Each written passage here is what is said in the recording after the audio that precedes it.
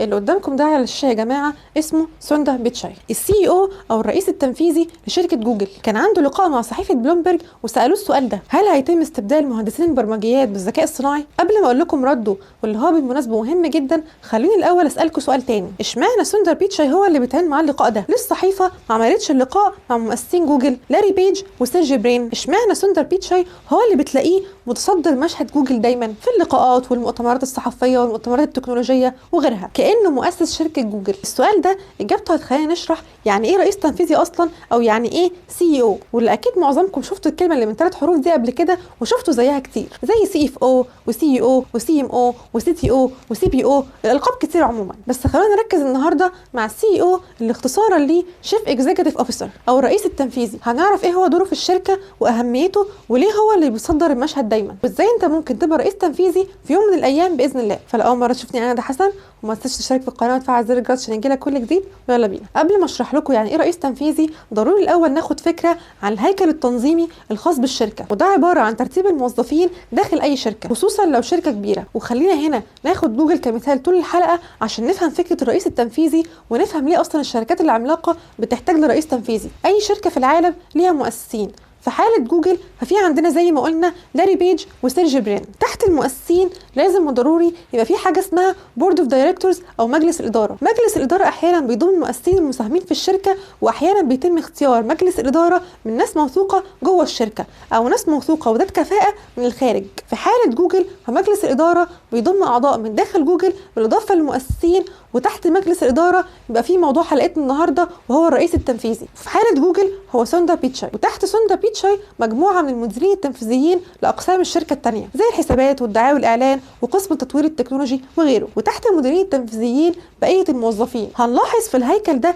كذا حاجة. أولا الرئيس التنفيذي هو أعلى مدير تنفيذي داخل الشركة، يعني هو أكبر راس في الشركة بعد مجلس الإدارة مباشرة. وهنلاحظ برضو أن الرئيس التنفيذي هو حلقة الوصل بين رؤساء مجلس الإدارة وبين موظفين الشركة عموما. أي شركة مع تطورها وتوسعها وتوسع أعمالها وتوسع حجم موظفينها، صعب جدا رئيس الشركة أو مؤسس الشركة انه يتواصل مع كل الموظفين داخل الشركة، او حتى يتواصل مع كل المديرين داخل الشركة. فبيتم اختيار واحد بس يكون هو حلقة الوصل ما بين إدارة الشركة وبين مجلس الإدارة، وهو مش مجرد واحد بينقل التقارير من مجلس الإدارة للموظفين والعكس، لا، أي شركة في الدنيا بيبقى ليها رؤية وأهداف عايزة توصل لها. مجلس الإدارة هو اللي بيحط الرؤية والأهداف الخاصة بالشركة دي، وبيتم إبلاغ الرئيس التنفيذي بأهداف ورؤية الشركة. وبعدين بقى بيجي دور الرئيس التنفيذي هنا ويحط خطة مناسبة اللي الشركة المفروض تمشي عليها عشان تحقق أهداف ورؤية مجلس الإدارة. وبعد ما بيحط الخطة المناسبة بيتم إبلاغ المديرين التنفيذيين اللي تحت الرئيس التنفيذي، بحيث بقية الموظفين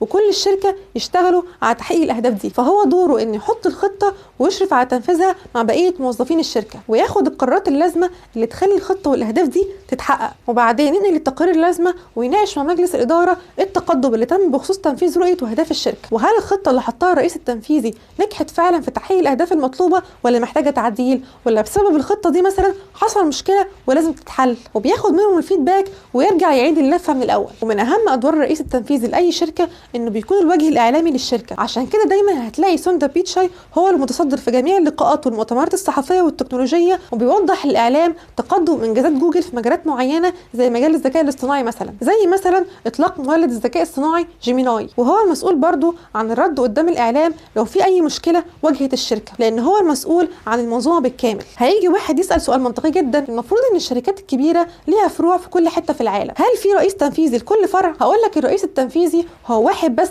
للفروع كلها، ولكن كل فرع يبقى ليه رئيس أو مدير، وعادة هتلاقيه بيطلق عليه دايركتور. كل مديرين الفروع بيتبعوا استراتيجية الرئيس التنفيذي في تنفيذ الخطة اللي حطها عشان أهداف الشركة تتحقق زي ما قلنا. وده منطقي، لأن لو في لكل فرع رئيس تنفيذي الدنيا هتتلخبط. كل واحد منهم هيحط خطة شكل، فممكن تلاقي فرع نجح وفرع تاني وقع. بالتالي هو رئيس تنفيذي واحد لكل الفروع وخطة واحدة يمشي عليها الكل. طب ازاي بيتم اختيار الرئيس التنفيذي؟ خلينا متفقين ان وظيفه زي دي عمرها ما هتناسب ابدا حد حديث التخرج. مش دايما هتتكعبل في اعلان وظيفه مطلوب فيها رئيس تنفيذي لشركه ما. الرئيس التنفيذي يا جماعه بيتم اختياره من مجلس الاداره، بيشوفوا الاكفأ الوظيفه دي وبيعينوه. ممكن اصلا يكون واحد من جوه الشركه وترقى. يعني في حاله جوجل، سوندر بيتشاي كان مدير المنتجات داخل جوجل وتم ترقيته رئيس تنفيذي بعد لاري بيج سنه 2015. الوظيفه بتتطلب خبره كبيره جدا في الاداره والتنظيم، وبصراحه جوجل اختارت الشخص المناسب. سوندر يا جماعه مش بس معاه بكالوريوس في علم المعادن وميداليه فضيه من المعهد الهندي للتكنولوجيا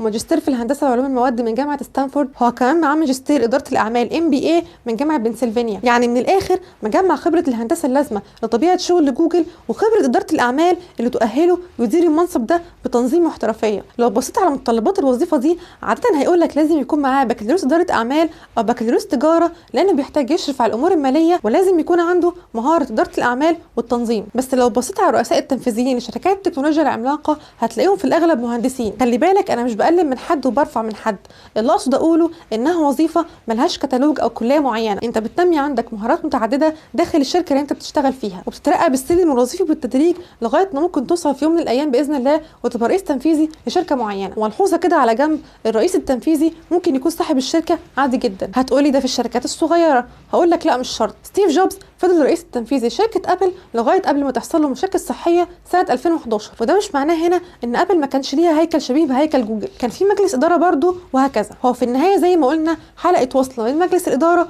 وموظفين الشركه. طبعا لو انت مركز معايا كان في سؤال اتساله سوندر بيتشاي، فاكره؟ واحنا اجلنا الاجابه بتاعته. هل هيتم استبدال مهندسين البرمجيات بالذكاء الصناعي؟ رد سوندر هنا وقال ان الذكاء الاصطناعي ساعد المبرمجين اللي شغالين في جوجل على انهم يبقوا اكثر انتاجيه، وان الذكاء الاصطناعي لا يحل محل البشر، بل هو بيسرع عمليه التطوير وبيسمح لفريق العمل انه يطور منتجات جديده بشكل اسرع. وقال الذكاء الاصطناعي مجرد مسرع مش بديل، ان اكسلريتور نوت ا ريبليسمنت. فايه رايكم في وظيفه الرئيس التنفيذي؟ وهل حابين اكمل شرح في الوظائف اللي من 3 حروف دي ولا كفايه كده؟ اكتبوا لي تحت في الكومنتات رايكم، وحابين اتكلم عن ايه تاني الفتره الجايه باذن الله. وما تنساش لو عجبتك الحلقه لايك واشتراك في القناه وفعل زر الجرس عشان يجيلك كل جديد. وما تنساش تشير الحلقه مع صحابك اللي مهتمين يعرفوا اكتر عن المجال ده او المجالات والكليات المختلفه.